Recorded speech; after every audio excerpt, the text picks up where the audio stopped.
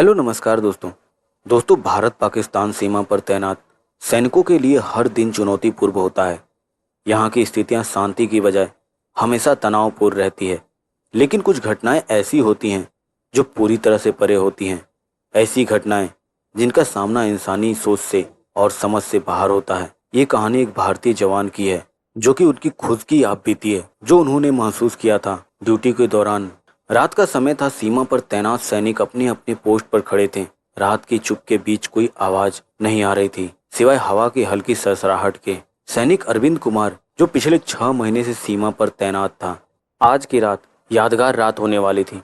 अरविंद का पोस्ट एक पहाड़ी पर था जहां से पाकिस्तान के इलाके का साफ दृश्य दिखता था। वह अकेला था और उसे पता था कि सीमा पर कोई गतिविधि नहीं होगी। लेकिन उस रात कुछ अलग ही था। सर्द हवाओं के साथ एक अजीब सी चुप्पी छाई हुई थी। अरविंद ने चारों ओर देखा, लेकिन उसे कुछ भी असामान्य नहीं दिखा। फिर उसने अपनी राइफल का बैरल साफ किया और चुपचाप अपनी पोस्ट पर लौट आया।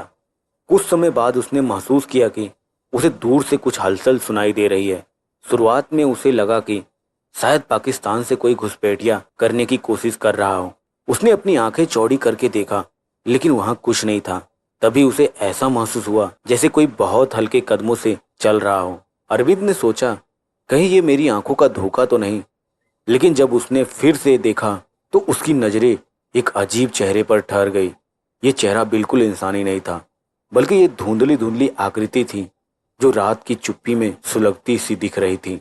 उसका दिल तेजी से धड़कने लगा और उसकी सांसें रुक गई। उसने अपनी राइफल को पकड़ा और ध्यान से देखा, लेकिन वह आकृति जैसे ही गायब हुई वैसे ही सब कुछ शांत हो गया।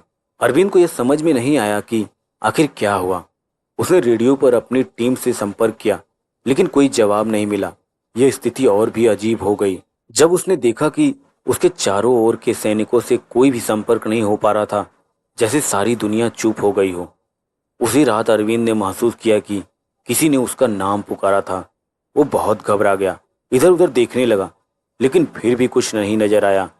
तभी उसे एक आवाज सुनाई दी जो बिल्कुल उसके पास से आ रही थी। अरविंद, तुम्हारा समय आ गया है।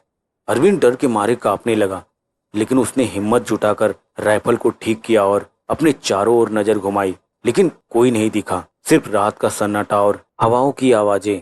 उस रात के बाद अरविंद को कई रातों तक वही आवाज, वही घटनाएं सुनाई देती रही। कभी कोई हल्के कदमों की आवाज, तो कभी अपनी ही आवाज से डरा हुआ महसूस करने लगा।